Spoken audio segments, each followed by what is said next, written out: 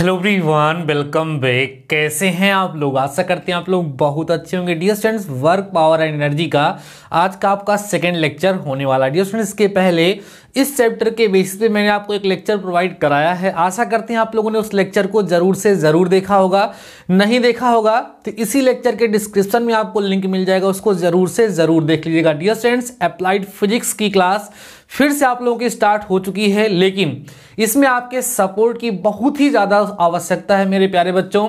इसलिए मैं आप लोगों से रिक्वेस्ट करना चाहूँगा आज के लेक्चर स्टार्ट होने से पहले कि प्लीज़ आपके कॉलेज में के लिए जितने भी ग्रुप्स बने हुए हैं, आपके फ्रेंड्स के जितने भी ग्रुप्स बने हुए हैं, उनमें व्हाट्सएप ग्रुप हो, फेसबुक हो, हर जगह आज के इस लेक्चर को जरूर से जरूर शेयर करें, क्योंकि डियर स्टूडेंट्स आज का ये लेक्चर बहुत ही ज़्यादा इंपॉर्टेंट होने वाला है। आज के इस लेक्चर में हम आपको सिखाने वाले हैं गतिज ऊर्जा क्या होती है, साथ ही साथ गतिज ऊर्जा को फाइंड करने का जो फार्मूला होता है उसका डेरिवेशन आज के इस लेक्चर में हम करने वाले हैं। साथ ही साथ डियर स्टूडेंट्स, हम गतिज ऊर्जा और संवेग, जिसको आप मोमेंटम कहते हैं, उसके बीच में रिलेशन यहाँ पर हम डिराइव करने वाले हैं। तो डियर स्टूडेंट्स, ओवरऑल आज का ये लेक्चर बहुत ही ज़्यादा इंपॉर्टेंट है। खूब ध्यान से एक एक टॉपिक को समझिएगा और आज के इस लेक्चर में बताए गए सभी के सभी कॉन्सेप्ट को अगर आप समझ लेते हैं तो ये लेक्चर आपके लिए बहुत ही ज़्यादा बेनिफिशियल होने वाला है। डियर स्टूडेंट्स, आइए आज का टॉपिक स्टार्ट करते हैं। प्रीवियस लेक्चर में हमने आपके साथ डिस्कस किया था कि वर्क क्या होता है, वर्क को फाइंड करने के लिए डिफरेंट कंडीशंस क्या होती हैं, वहां पर थीटा का क्या इफेक्ट पड़ता है, यूनिट क्या होती है वर्क की। साथ साथ मैंने एनर्जी के बारे में भी आप लोगों के साथ डिस्कस किया था। तो वहां पर मैंने आपको बताया था यांत्रिक ऊर्जा अर्थात मैकेनिकल एनर्जी होती है। उसमें हम लोगों ने डिस्कस किया था कि मैकेनिकल एनर्जी में मुख्यतः हमको गतिज ऊर्जा और स्थिज ऊर्जा के बारे में डिस्कस करना है। तो डियर स्टूडेंट्स, आज के इस लेक्चर में हम डिस्कस करेंगे गतिज ऊर्जा के बारे में। ध्यान से समझना, लेक्चर आज का बहुत ही ज्यादा इंपॉर्टेंट होने वाला है। डियर स्टूडेंट्स, इसको हम बोलते हैं गतिज ऊर्जा। गतिज ऊर्जा डियर स्टूडेंट्स, इसको हम लोग इंग्लिश में क्या बोलते हैं? काइनेटिक एनर्जी के नाम से जानते हैं। क्या बोलेंगे डियर स्टूडेंट्स? काइनेटिक एनर्जी के नाम से इसको हम लोग जानते हैं, जिसको जनरली डियर स्टूडेंट्स के से रिप्रेजेंट किया जाता है। के से या कहीं कहीं के से भी लिख देते हैं, बट के मीन्स काइनेटिक एनर्जी, ये इसको लिखने का बेस्ट तरीका होता है।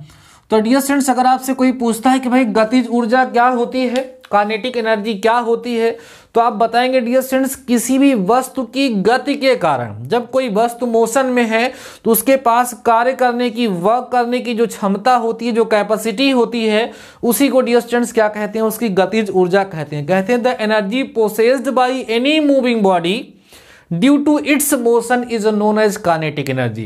किसी भी ऑब्जेक्ट में उसके मोशन के कारण, उसके गति के कारण कार्य करने की जो क्षमता होती है, उसी को उसकी गतिज ऊर्जा कहते हैं। बाकी डेफिनेशन के लिए मैं आपको पीडीएफ प्रोवाइड कराऊंगा, वहां से आप लोग नोट डाउन करेंगे, बिल्कुल टेंशन मत लीजिए, पहले आप लोग समझ लीजिए। तो डियर स्टूडेंट, देखिए, हमने आपको बताया कि प्रत्येक वस्तु के पास उसकी पोजीशन, उसकी सिचुएशन, उसके मास, उसके मोशन, उसके स्टेट, उसकी कॉन्फ़िगरेशन के कारण उसमें कुछ ना कुछ कार्य करने की क्षमता होती है, उसी को उसकी ऊर्जा कहते हैं। किसी के पास ऊर्जा आती कैसे है? किसी को किसी सिचुएशन में पहुंचाने के लिए जो वर्क करना पड़ता है डियर स्टूडेंट्स, वही वर्क डन ही उसकी एनर्जी के फॉर्म में कन्वर्ट हो जाता है। तो आइए हम लोग डिस्कस करते हैं कि गतिज ऊर्जा को फाइंड करने का जो एक्सप्रेशन होता है, जो कि ऑलरेडी आप लोग जानते हैं डियर स्टूडेंट्स, की फार्मूला होता है K is equal to half mv²। यही है काइनेटिक एनर्जी को फाइंड करने का फार्मूला, सबको पता है। इसका हम डेरिवेशन करने वाले हैं। लेकिन डियर स्टूडेंट्स, के पहले मान लीजिए आपसे कोई पूछता है कि ऐसा कोई एग्जाम्पल बताइए जिसमें गतिज ऊर्जा होती है, तो आप बहुत सारे एग्जाम्पल बता सकते हैं। कोई भी ऑब्जेक्ट जो डियर स्टूडेंट्स कहाँ है? मोशन में है, गति कर रहा है, उन सब के पास कौन सी ऊर्जा होगी? गतिज ऊर्जा होगी, अर्थात काइनेटिक एनर्जी होगी। जैसे आपने पवन चक्की का नाम सुना होगा। पवन चक्की को चलाने के लिए क्या यूज होता है डियर स्टूडेंट्स? एयर का यूज होता है, जिसमें चक्की मतलब वहां पे जो व्हील्स लगे हुए थे वो घुमाए जाते हैं, वहां पर भी गतिज ऊर्जा का ही यूज किया जाता है। बड़े बड़े टरबाइनों पर जब पानी को तेज धारा से गिराया जाता है, इससे इलेक्ट्रिसिटी उत्पन्न की जाती है, वहां पर भी जो वाटर होता है, जो जल होता है, उसकी काइनेटिक एनर्जी का, उसकी गतिज ऊर्जा का ही यूज किया जाता है। तो डियर स्टूडेंट्स, अभी मैं डेरिवेशन करने वाला हूं के is equal to half mv² का, ध्यान से समझिएगा। डियर स्टूडेंट्स, लेट कर लेते हैं कि हमारे पास ऐसे कोई ऑब्जेक्ट है। ध्यान से समझना, बहुत ही अच्छा डेरिवेशन है ये। हमारे पास डियर स्टूडेंट्स एक कोई ऑब्जेक्ट है, कोई वस्तु हमारे पास रखी गई है डियर स्टूडेंट्स, सपोज कर लीजिएगा कि ये जो ऑब्जेक्ट है इसका जो मास है डियर स्टूडेंट्स वो कितना है, mkg है। ध्यान समझिएगा डियर स्टूडेंट्स, इस पर एक कोई फोर्स अप्लाई किया जाता है, जो फोर्स अप्लाई किया था सपोज करिए डियर स्टूडेंट्स वो फोर्स जो है वो F न्यूटन है। ध्यान समझिए, हमने बोला कि हमारे पास एक कोई ऑब्जेक्ट है जिस ऑब्जेक्ट का मास mkg है, इस ऑब्जेक्ट पर एक फोर्स अप्लाई किया जा रहा है जिसकी वैल्यू F न्यूटन है। और डियर स्टूडेंट्स इस फोर्स को अप्लाई करने से सपोज कर लीजिए कि ये हमारी जो बॉडी है वो डियर स्टूडेंट्स क्या करती है, मूव करने लगती है, अर्थात मूविंग कंडीशन में ये आ जाती है। ध्यान समझिएगा, और मूविंग कंडीशन में आ जाती है। Now its final velocity dear students, suppose कर लेते हैं इसकी फाइनल वेलोसिटी जो होती है वो v मीटर पर सेकेंड हो जाती है। अगर हम इनिशियल वेलोसिटी की बात करेंगे डियर स्टूडेंट्स तो u इक्वल टू 0 मीटर पर सेकेंड होगा, इसमें कोई डाउट नहीं है, क्योंकि इस सिचुएशन में ऑब्जेक्ट जो थी वो रेस्ट में था। ध्यान समझिए, ये ऑब्जेक्ट जो है डियर स्टूडेंट्स उसी ऑब्जेक्ट की बात हो रही है। अब ये ऑब्जेक्ट कहाँ चला आया है, मोशन में हो गया है, सेम ऑब्जेक्ट है, वो ऑब्जेक्ट मोशन में आके इसकी वेलोसिटी सपोज करिए यहां से यहां तक आने में इसको जो समय लगा है डियर स्टूडेंट्स वो t सेकेंड लगा है। साथ ही साथ t सेकेंड के इस टाइम में वो जो डिस्टेंस ट्रेवल कर लेता है, वो डिस्टेंस जो ट्रेवल हुई डियर स्टूडेंट सपोज करिए s मीटर की डिस्टेंस वो ट्रेवल कर लेता है।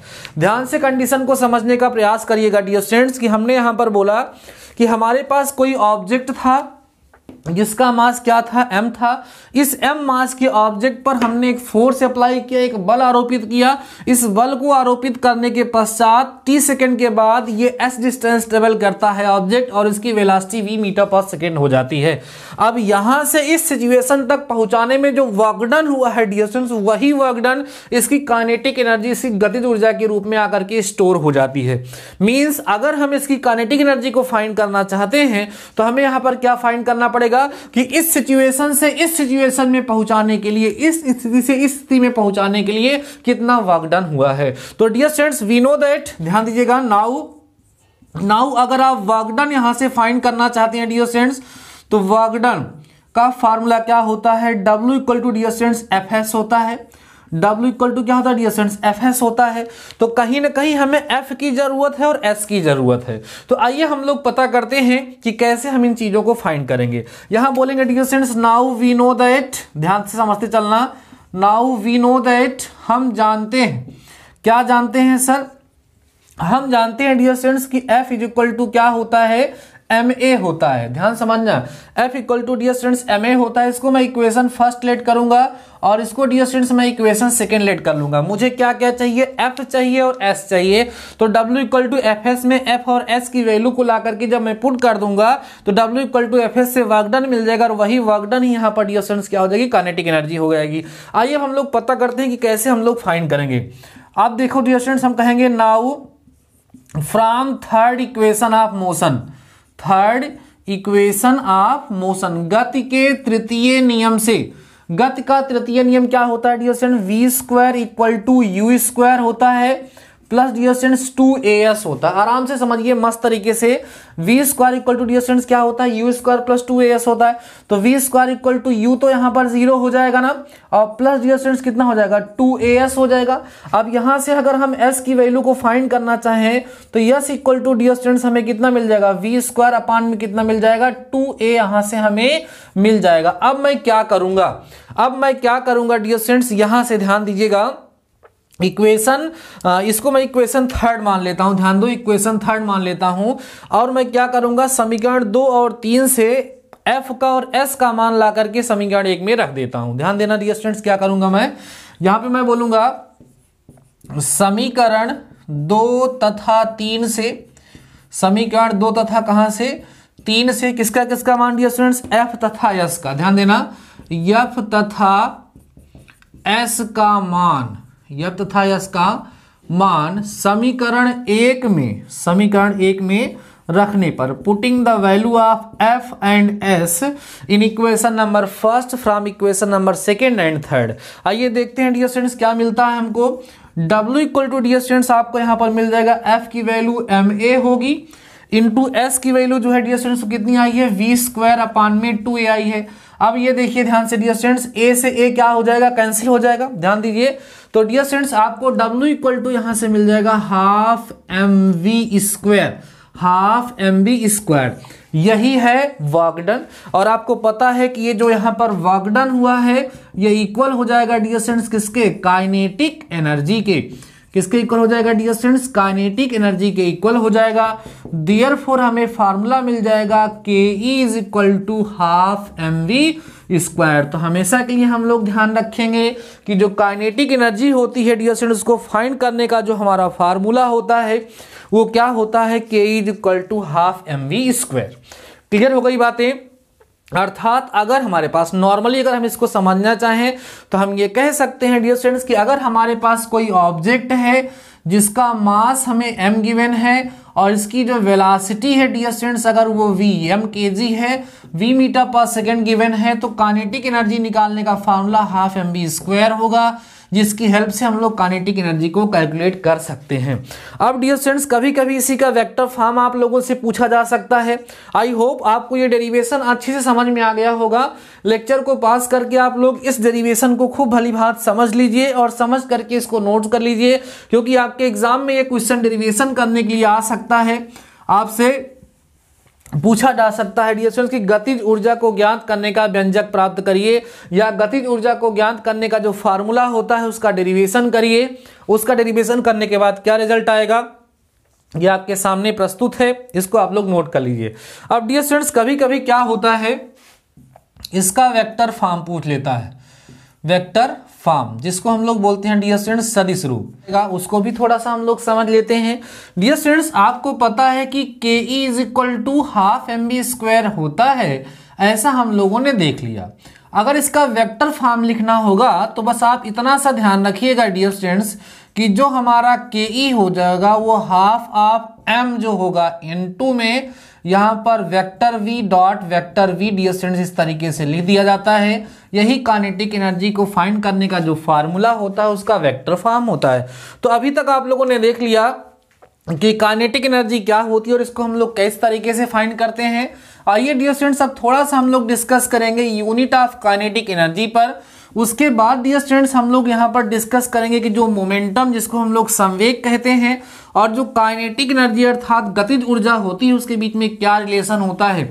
और इस चीज को आप हमेशा से ध्यान रखिएगा डियर स्टूडेंट्स की गतिज ऊर्जा और संवेग अर्थात मोमेंटम के रिलेशन के बीच का यूज करता हुआ कई सारा क्वेश्चन आपके एग्जाम में पूछा जाता है। सो उसको भी खूब ध्यान से जरूर समझ लीजिएगा।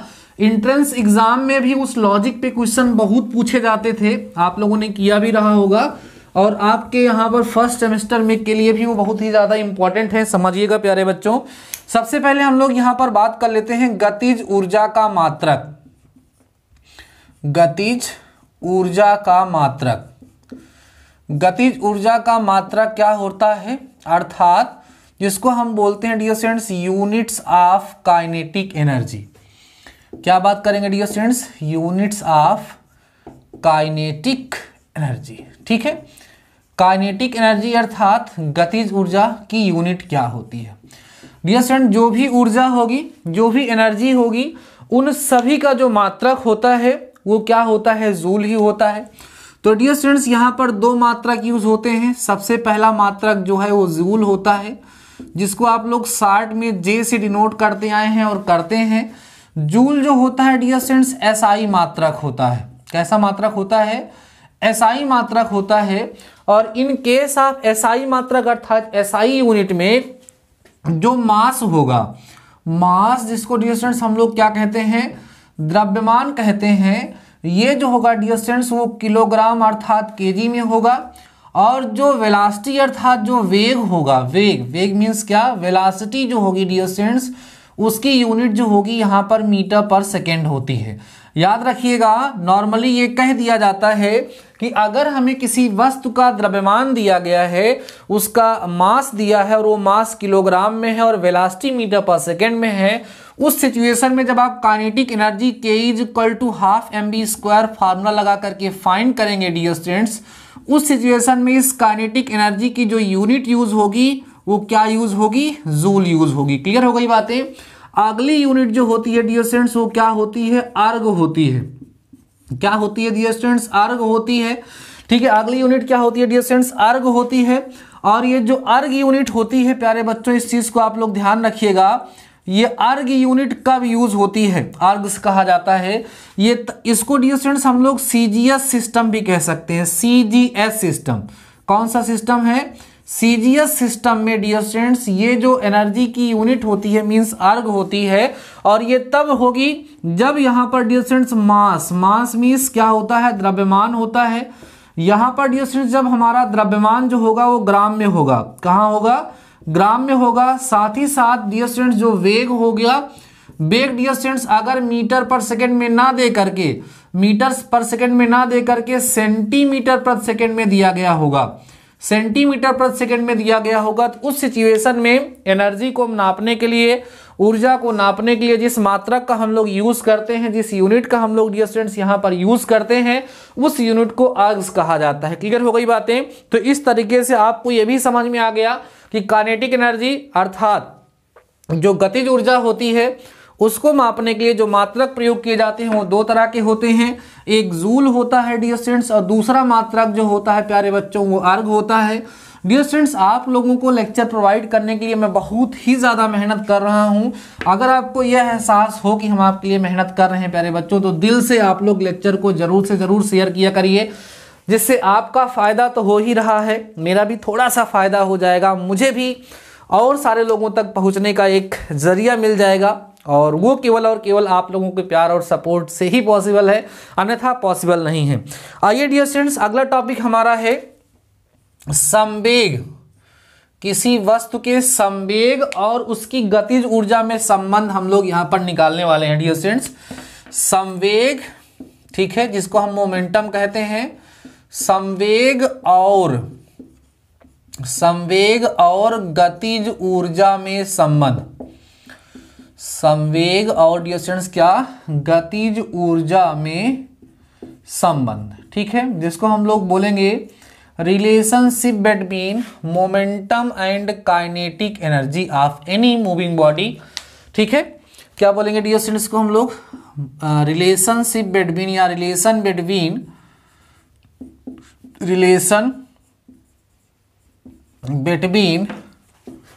Momentum and kinetic energy. Momentum and dear students क्या, काइनेटिक एनर्जी। ठीक है, मोमेंटम एंड काइनेटिक एनर्जी, जिसको हम बोलते हैं संवेग और गतिज ऊर्जा के बीच में संबंध, रिलेशन क्या होता है, ये हम लोग डिराइव करने वाले हैं।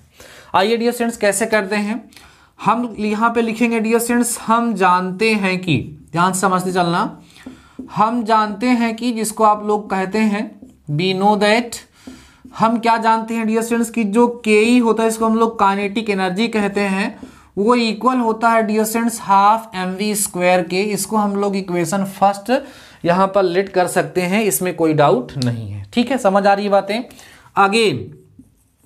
अगेन फिर से डियर स्टूडेंट जो p होता है, जिसको हम मोमेंटम कहते हैं, इक्वल होता है mv के। इसको अभी इक्वेशन सेकेंड ना मान करके हम ये काम करते हैं डियर स्टूडेंट्स की, हमें क्या करना है कि इस P और KE के बीच में रिलेशन को रिप्रेजेंट करना है, P और KE के बीच में संबंध को स्थापित करना है। तो हम एक काम करते हैं डियर स्टूडेंट्स, यहाँ से हम कुछ दिमाग लगाते हैं और कोई वैल्यू वगैरह निकाल करके हम यहाँ पर पुट करते हैं, और पुट करके देखते हैं डियर स्टूडेंट्स कि हमें क्या रिलेशन यहाँ से प्राप्त होता है। यहाँ से हम m की वैल्यू ला करके पुट कर सकते हैं डियर स्टूडेंट्स, या हम v की वैल्यू ला करके पुट कर सकते हैं। देखते हैं वैल्यू पुट करने से हमें क्या रिलेशन मिलता है। ठीक है, यहाँ से अगर हम v की वैल्यू डियर स्टूडेंट्स निकालना चाहें तो v इक्वल टू हमें डियर स्टूडेंट्स क्या मिल जाएगा, p/m मिल जाएगा। इसको हम इक्वेशन नंबर क्या कर लें, सेकेंड कर लें।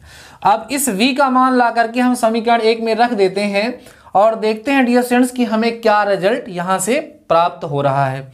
देखिएगा, समझिएगा डियर स्टूडेंट्स, हम लोग क्या कहेंगे यहाँ से, समीकरण 1 से v का मान समीकरण 2 से b का मान समीकरण 1 में रखने पर, यानी लिख देंगे समीकरण 1 से v का मान समीकरण 1 से नहीं सर, समीकरण 2 से V का मान समीकरण 1 में हम क्या करेंगे, रखेंगे और देखते हैं डियर स्टूडेंट्स ऐसा करने से हमें यहाँ से क्या मिलता है। तो K E is equal to dear students अगर आप करेंगे तो 1/2 आएगा और जहाँ पर V है डियर स्टूडेंट्स वहाँ कितना आ जाएगा, देखिए M तो लिखेंगे ही लिखेंगे, इंटू V के जगह पे P/M का होल स्क्वायर डियर स्टूडेंट्स यहाँ पर हम लोग लगा देंगे। समझ आ रही है बातें। तो K E is equal to dear students आपको मिल जाएगा half M into P square upon में डियर स्टूडेंट्स कितना M स्क्वायर, M से M क्या हो गया, कैंसिल हो गया। अब देखिए डियर स्टूडेंट्स यहां से P square is equal to cross जब मल्टीप्लाई कर दोगे तो 2M इंटू के ई मिल जाएगा। ध्यान से समझिएगा डियर स्टूडेंट्स आपको क्या मिल जाएगा, तो आपको यहां से मिल रहा है P square is equal to 2M into K E, तो P is equal to root over 2M K E dear students, ये आपको यहां से रिलेशन मिल जाएगा। ये होता है काइनेटिक एनर्जी, ध्यान देना काइनेटिक एनर्जी और डियर स्टूडेंट्स किसमें, मोमेंटम में रिलेशन। जब कभी जरूरत पड़ेगी तो हम लोग इस रिलेशन का यूज कर सकते हैं, या अगर आप चाहें तो ये जो के ई लिखा हुआ है इसको हम केवल और केवल ई से रिप्रेजेंट कर दें तो dear students P is equal to root over 2ME आपको एक रिलेशन मिल जाएगा। अगर दोनों साइड का स्क्वायर कर देते हैं तो P square equal to dear students 2ME हमें यहाँ से मिल जाता है। तो कभी कभी क्या होता है कि हमें ऑब्जेक्ट का मास, उसका द्रव्यमान दिया गया होता है, उसकी काइनेटिक एनर्जी दी गई होती है और उसका मोमेंटम हम लोगों से पूछ लेता है, या अगर हमें उसका मोमेंटम दिया है और उसकी हेल्प से डियर स्टूडेंट्स हमें उसकी काइनेटिक एनर्जी फाइंड करने के लिए कहता है, तो इस फार्मूले की हेल्प से, इस एक्सप्रेशन की हेल्प से हम लोग बहुत ही आसानी से उस रिलेशन को फाइंड कर पाते हैं। अब नेक्स्ट टॉपिक है हमारा डियर स्टूडेंट्स स्थितिज ऊर्जा, जिसको हम लोग बोलते हैं पोटेंशियल एनर्जी। और पोटेंशियल एनर्जी कई सारी टाइप्स की होती हैं। पोटेंशियल एनर्जी किसी वस्तु की पोजीशन के कारण होती है, उसकी कॉन्फ़िगरेशन अर्थात बनावट के कारण होती है, बट हमारे सिलेबस में केवल एक ही स्थितिज ऊर्जा, एक ही पोटेंशियल एनर्जी दी गई है जिसका नाम है गुरुत्वीय स्थितिज ऊर्जा, जिसको हम बोलते हैं gravitational potential energy.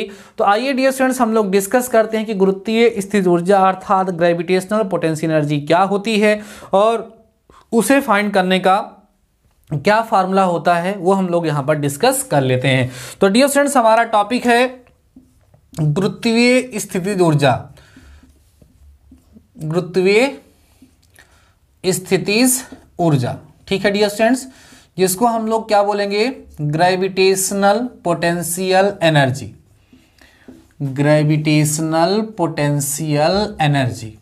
Dear students ये ग्रेविटेशनल पोटेंशियल एनर्जी क्या होती है, अभी हमने आपके साथ डिस्कस किया कि पोटेंशियल एनर्जी का मतलब होता है the energy possessed by any object due to its position और कॉन्फ़िगरेशन। किसी भी ऑब्जेक्ट की पोजीशन और कॉन्फ़िगरेशन अर्थात उसकी जो स्थिति है या डियर स्टूडेंट्स उसकी जो बनावट है, उसका जो स्ट्रक्चर है, उसके कारण उसमें जो कार्य करने की क्षमता होती है, उसमें कार्य करने की जो क्षमता होती है, जो कैपेसिटी ऑफ डूइंग वर्क होता है, उसी को डियर स्टूडेंट्स हम लोग क्या कहते हैं, स्थितिज ऊर्जा कहते हैं, अर्थात पोटेंशियल एनर्जी के नाम से डियर स्टूडेंट्स को हम लोग जानते हैं। तो देखिए गुरुत्वीय स्थितिज क्या ऊर्जा क्या होती है डियर स्टूडेंट्स, जब हम किसी भी ऑब्जेक्ट को, ध्यान देना, जब हम किसी भी ऑब्जेक्ट को अर्थ सरफेस के ऊपर अर्थात पृथ्वी तल के ऊपर ले जाना चाहते हैं, तो पृथ्वी तल के ऊपर ले जाने के लिए हमें कुछ ना कुछ वर्क करना पड़ता है। तो अर्थ सरफेस के ऊपर किसी ऑब्जेक्ट को ले जाने के लिए जो गुरुत्व के विरुद्ध, ग्रेविटेशनल फोर्स के विपरीत जो हमें कार्य करना पड़ता है, उसे किए गए कार्य को ही डियर स्टूडेंट्स क्या कहा जाता है, गुरुत्वीय स्थितिज ऊर्जा अर्थात ग्रेविटेशनल पोटेंशियल एनर्जी के नाम से जाना जाता है। आइए समझते हैं क्या होता है ये डियर स्टूडेंट। देखिए सपोज कर लेते हैं कि हमारे पास यहाँ पर एक कोई ऑब्जेक्ट है जिसका मास हमें दिया है डियर स्टूडेंट्स, ये हमारे पास कोई ऑब्जेक्ट है यहाँ पर जिसका मास डियर स्टूडेंट्स हमें जो दिया गया है वो कितना है, m kg हमारे पास इसका मास डियर स्टूडेंट दिया गया है। इस ऑब्जेक्ट को ऐसे ऊपर की तरफ लेके जाया जाता है और सपोज करिए डियर स्टूडेंट्स इस ऑब्जेक्ट को जिस ऊपर लेके जाया गया वो h मीटर की डिस्टेंस पर या h metre high from the ground लेकर के जाया गया है, और यहाँ से यहाँ तक लेके जाने के लिए जाहिर सी बात है डियर स्टूडेंट्स फोर्स लगाना पड़ेगा। सपोज कर लेते हैं डियर स्टूडेंट्स वो जो फोर्स है वो F न्यूटन, ठीक है, फोर्स कितना गिवन है, F न्यूटन गिवन है। अब डियर स्टूडेंट्स हमें क्या करना है, यहां से यहां तक लेके जाने में जो वर्क डन हुआ है वही वर्क डन, वही किया गया कार्य जो होगा इस ऑब्जेक्ट की एनर्जी के फॉर्म में सेव हो जाएगा। अब ये ऑब्जेक्ट सपोज कर लीजिए यहां पर हमारा पहुंच गया है, ठीक है, और हमें पता क्या करना है डियर स्टूडेंट्स, वर्क डन पता करना है, माने जो कार्य हुआ है, ठीक है, किया गया कार्य हमें यहाँ पे फाइंड करना है। तो डियर स्टूडेंट्स किया गया कार्य अगर आप यहाँ से फाइंड करते हैं तो क्या होगा फॉर्मूला डियर स्टूडेंट्स, किया गया कार्य W = F × S होता है, आपको पता ही है। तो डियर स्टूडेंट्स W यहाँ पर हमारे पास F जो है उसकी वैल्यू mg हो जाएगी और जो S है डियर स्टूडेंट्स की वैल्यू यहाँ पर कितनी हो जाएगी h, क्योंकि यहाँ पर इसको क्या किया जा रहा है, h मीटर की हाइट तक डिस्प्लेस्ड किया जा रहा है। तो यहाँ पर डियर स्टूडेंट्स जो W है इसी W वर्क डन को ही हम लोग क्या बोलेंगे, पोटेंशियल एनर्जी बोलेंगे। Potential energy means dear students क्या कहेंगे इसको हम लोग, ग्रेविटेशनल पोटेंशियल एनर्जी। और डियर स्टूडेंट्स ये ग्रेविटेशनल पोटेंशियल एनर्जी जो है इसको हम लोग U से रिप्रेजेंट करते हैं, U से, देयरफॉर डियर स्टूडेंट्स हमें मिल जाता है U = mgh, क्या मिल जाएगा, U = डियर स्टूडेंट्स हमें मिल जाएगा mgh, और यही जो mgh लिखा हुआ है यही ग्रेविटेशनल पोटेंशियल एनर्जी को फाइंड करने का डियर स्टूडेंट्स क्या होता है, फार्मूला होता है। तो आपको ये क्लियर हो गया कि U = mgh, इस फार्मूले से हम कोई ऑब्जेक्ट अर्थ सरफेस की जितनी ऊंचाई पर, जितनी हाइट पर रखी गई है, इस फार्मूले की हेल्प से हम कोई पोटेंशियल एनर्जी को फाइंड कर सकते हैं। जैसे कहा जाए कि कोई ऑब्जेक्ट है जिसका मास जो है वो 5 kg है, इसको अर्थ सरफेस से 5 मीटर की हाइट पर ले जाकर के रखा गया है, तो बताइए इसकी पोटेंशियल एनर्जी कितनी होगी। तो dear students potential energy U = formula हमारे पास बन गया है mgh। तो U = m की वैल्यू हम 5 पुट कर देंगे, g की वैल्यू 10 या 9.8 कर देते हैं, और इनटू में डियर स्टूडेंट्स h की वैल्यू हम लोग कितनी पुट कर देंगे, 5 ही दी गई है, या चलो इसको h को 2 मीटर ले लेते हैं, तो यहाँ पर 2 मीटर हो जाएगा। तो U = 10 × 9.8, finally H = dear students यहाँ पे 98 जूल हमें क्या मिल जाएगा, आंसर मिल जाएगा। तो डियर स्टूडेंट्स आज के इस लेक्चर में हमने आप लोगों के साथ डिस्कस किया काइनेटिक एनर्जी क्या होती है और काइनेटिक एनर्जी को फाइंड करने का फार्मूला क्या होता है। साथ ही साथ हमने काइनेटिक एनर्जी और डियर स्टूडेंट्स मोमेंटम के बीच में रिलेशन को हमने आपको फाइंड करके दिखाया, जिसकी हेल्प से हम मोमेंटम को काइनेटिक एनर्जी में या काइनेटिक एनर्जी को मोमेंटम में ज़रूरत पड़ने पर चेंज कर सकते हैं। उसमें जो फार्मूला मिला उसका हम लोग भरपूर फायदा उठा करके डिफरेंट टाइप्स के क्वेश्चंस को सॉल्व कर सकते हैं डियर स्टूडेंट्स। उसके बाद मैंने आपके साथ डिस्कस किया पोटेंशियल एनर्जी अर्थात स्थित ऊर्जा, जिसको हम लोग हमारे सिलेबस में हमने आपके साथ डिस्कस किया कि हमारे पास होती है ग्रेविटेशनल पोटेंशियल एनर्जी अर्थात गुरुत्वीय स्थित ऊर्जा, यही हमारे सिलेबस में है। और डियर स्टूडेंट्स आज के इस लेक्चर के साथ हमने इन सभी टॉपिक को आप लोगों के साथ डिस्कस कर लिया है। आशा करते हैं कि आज के इस लेक्चर में जो भी टॉपिक, जो भी कंसेप्ट मैंने आपको सिखाए हैं, ये सभी के सभी कंसेप्ट आपको बहुत ही बेहतर तरीके से समझ में आ गए होंगे। डियर स्टूडेंट्स अभी इस चैप्टर के बिहाफ पर आपको एक लेक्चर और मिलेगा, उसके बाद ये पूरा का पूरा चैप्टर आपका कंप्लीट हो जाएगा। देन मैं आपको इस चैप्टर की बहुत ही अच्छी handwritten notes telegram channel पे प्रोवाइड करा दूंगा, वहां से आप उसको डाउनलोड करके और अच्छे से अपनी तैयारी को कर सकते हैं। डियर स्टूडेंट्स अगर अभी तक आप लोगों ने अपना टेलीग्राम चैनल जो कि डीडी मैथमेटिकल सॉल्यूशन के नाम से रन कर रहा है, जिसपे ऑलरेडी लगभग 4800 बच्चे जुड़ चुके हैं, अगर आप लोग अभी तक उस पर नहीं ज्वाइन हुए हैं, अभी तक आप लोग नहीं उसको, जिस पर ऑलरेडी कई सारे बच्चे जुड़ चुके हैं, आप लोग फटाफट से उसको सर्च करके अपने टेलीग्राम चैनल को ज्वाइन कर लीजिए, जिससे डियर स्टूडेंट्स वहां पर जो भी पीडीएफ वगैरह मैं आपको प्रोवाइड कराऊं आपको आसानी से मिल सके और ज़्यादा से ज़्यादा अच्छे तरीके से आप हमारे साथ जुड़ सकें। तो डियर स्टूडेंट्स आशा करते हैं आज का लेक्चर आपको पसंद आया होगा। अगर आज का ये लेक्चर आपको पसंद आया है, अच्छे से आपको समझ में आया हो, तो प्लीज़ अपने दोस्तों के साथ शेयर करिए, हमारा सपोर्ट करिए, क्योंकि आपके सपोर्ट के बिना हमारा कोई अस्तित्व नहीं है। हम कितना भी अच्छा लेक्चर प्रोवाइड कराएं, अगर उसको देखने वाले बच्चे ही हमारे पास नहीं होंगे तो हम किसके लिए लेक्चर प्रोवाइड कराएंगे। तो डियर स्टूडेंट्स फटाफट से आप लोग आगे अभी तक अगर वीडियो को लाइक नहीं की हो तो लाइक कर दो। तो ठीक है डियर स्टूडेंट्स आज के इस वीडियो में, आज के इस लेक्चर में बस इतना ही। तब तक लिए शानदार रहिए, मस्त रहिए, हाँ पढ़ते जरूर रहिए। मिलते हैं नेक्स्ट लेक्चर के साथ, तब तक अपना ख्याल रखिए। All the best.